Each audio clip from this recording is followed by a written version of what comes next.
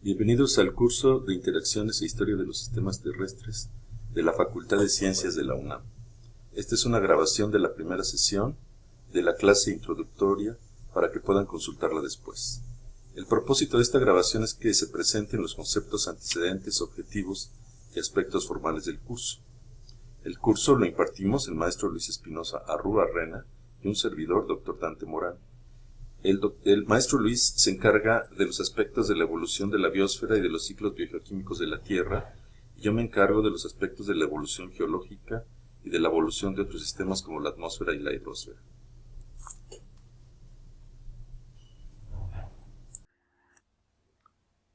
Iniciamos el curso con una serie de preguntas y paradojas acerca de cómo operan los sistemas de la Tierra. Estas preguntas y paradojas son orientadoras porque nos permiten ubicar cuáles son los principales problemas y los aspectos científicos que debemos aclarar para entender un poco más cómo evolucionó el planeta. Bien, revisemos estas preguntas que nos hemos planteado. Si el Sol iluminaba 25% menos que ahora al inicio del Arcaico, cerca de hace 4 miles de millones de años, ¿significa esto que la Tierra se encontraba congelada? ¿Por qué la Tierra es el único planeta que tiene ostensiblemente agua líquida en su superficie? ¿Es la Tierra el único planeta que presenta tectónica de placas?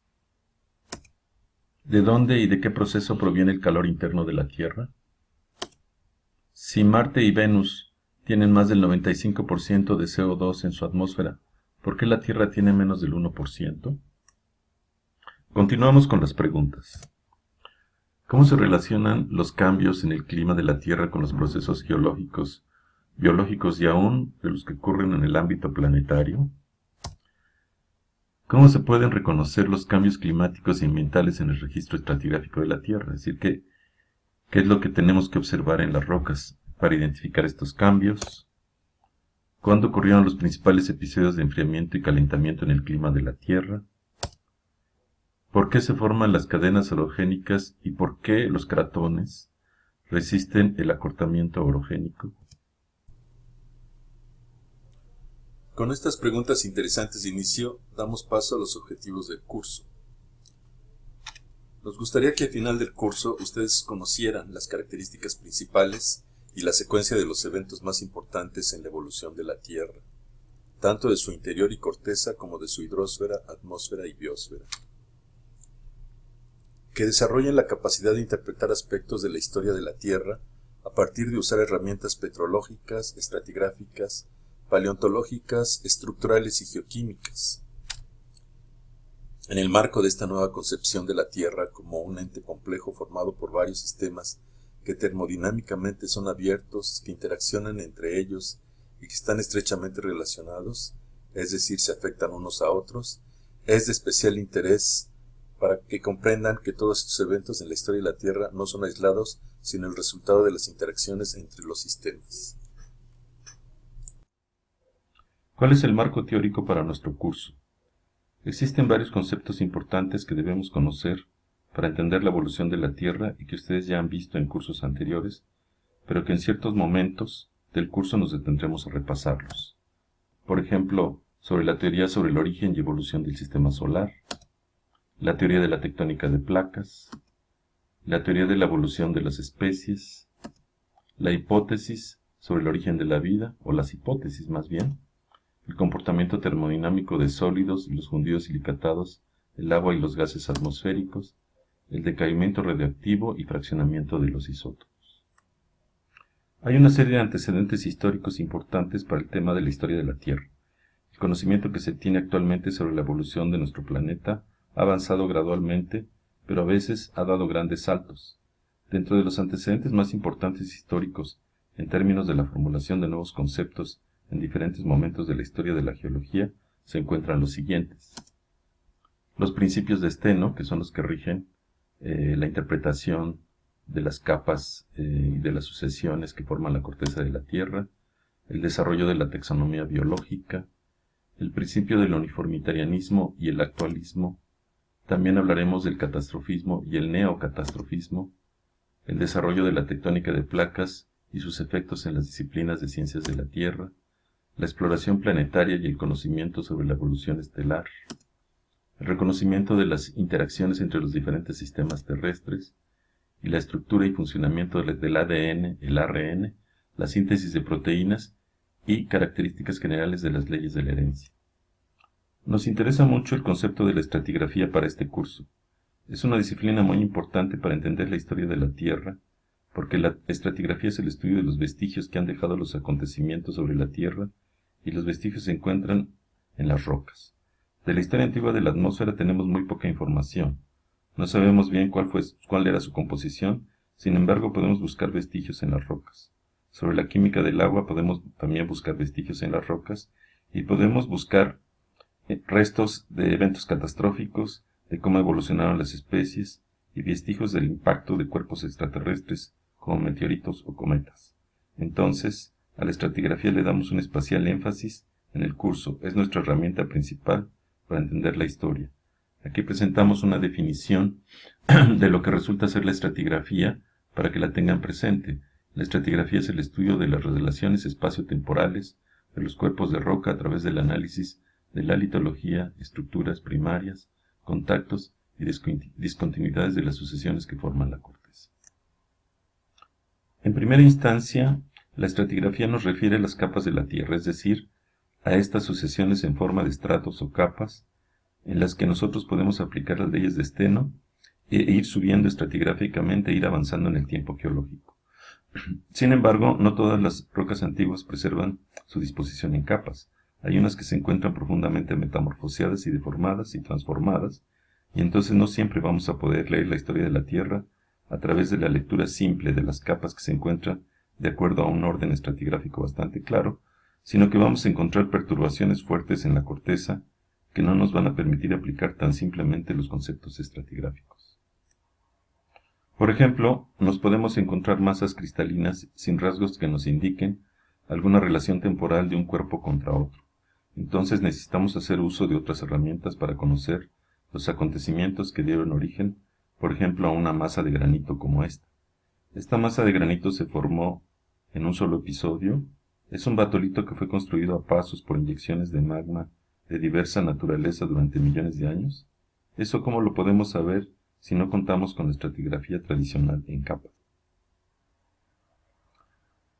Tenemos que aplicar en este tipo de rocas herramientas diferentes a los principios de Steno, como son por ejemplo las relaciones de corte entre cuerpos ígneos, observar cómo un cuerpo está inyectado en otro.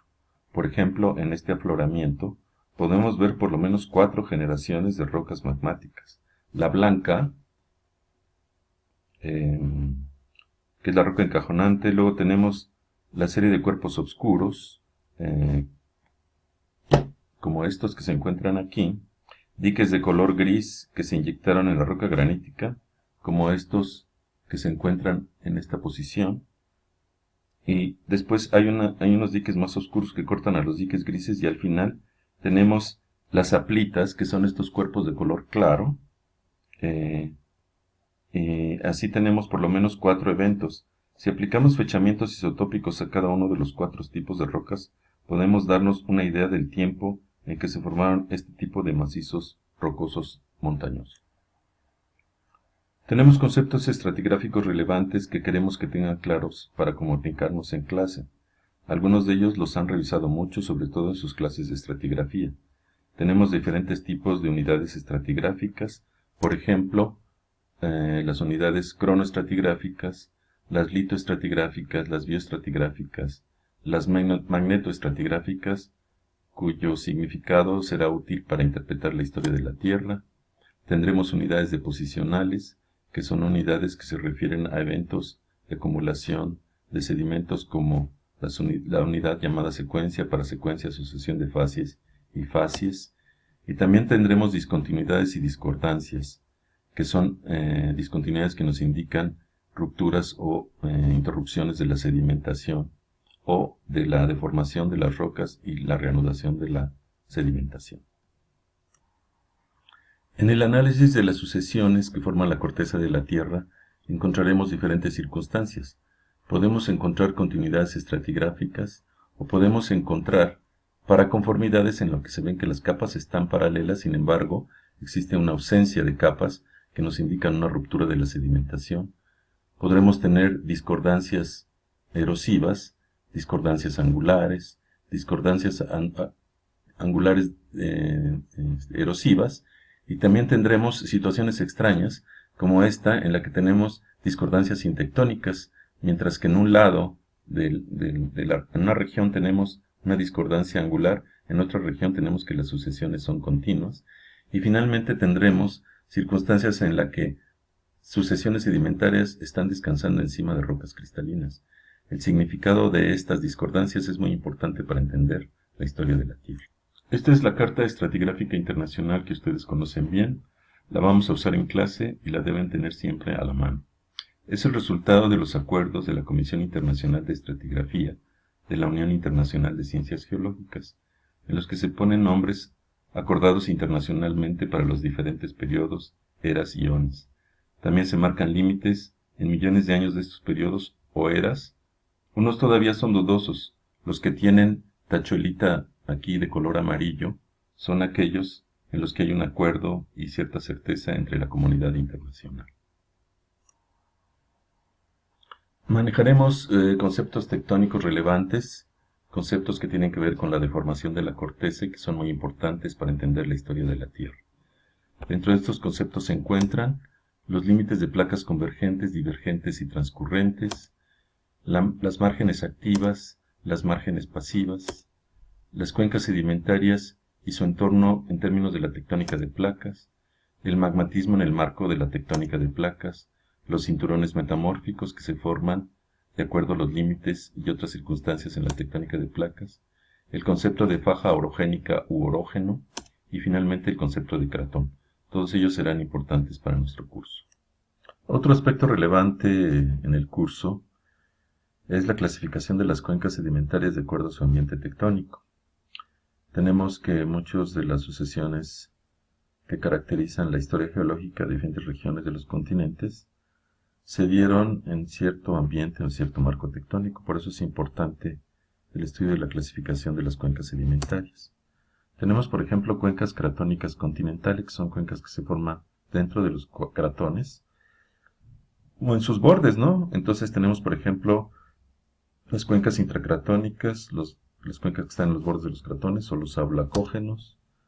Tenemos cuencas relacionadas con las márgenes continentales, que pueden ser cuencas asociadas a márgenes divergentes y a márgenes pasivas, cuando se rompió una placa con respecto a otro segmento y fueron separándose, o las cuencas en márgenes convergentes y márgenes activas en donde dos placas se encuentran convergiendo, cuencas formadas en relación con las colisiones entre masas continentales, cuencas relacionadas con fallas transcurrentes y transformantes, y cuencas oceánicas. Entonces, tenemos que ser capaces de ubicar las sucesiones sedimentarias que vamos a discutir dentro de un cierto ambiente tectónico.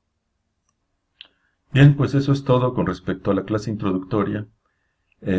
Para finalizar, mostramos la bibliografía del curso para los temas de la historia de la Tierra. Nosotros utilizamos principalmente como referencia, como bibliografía, el libro de Stanley, que se llama Earth System History, cuya cuarta edición fue publicada recientemente. También consultamos con relativa frecuencia el trabajo de Condi de 2011, que es un libro que trata sobre la Tierra y sus sistemas en términos de una evolución. Y relativamente reciente, que es el de Langmuir, de 2012, que es un análisis de la Tierra desde que se formó el Big Bang hasta el desarrollo de la humanidad. Entonces les recomiendo que busquen esta bibliografía. Algunos de estos libros están disponibles en la biblioteca de la facultad o en la Biblioteca Conjunta de Ciencias de la Tierra.